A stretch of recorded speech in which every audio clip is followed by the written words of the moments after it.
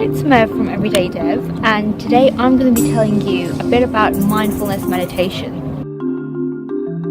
It's about being present in the moment and being comfortable with what you're going through, what you're experiencing, tapping into all the different senses of touch, taste, smell, sound, and just being really awake, because we're so busy in our lives that sometimes it's nice to touch base with how we are feeling, and sometimes it's nice to just recognize that maybe today we're not feeling okay, so what can we do to change that and becoming more aware of our emotions and feelings.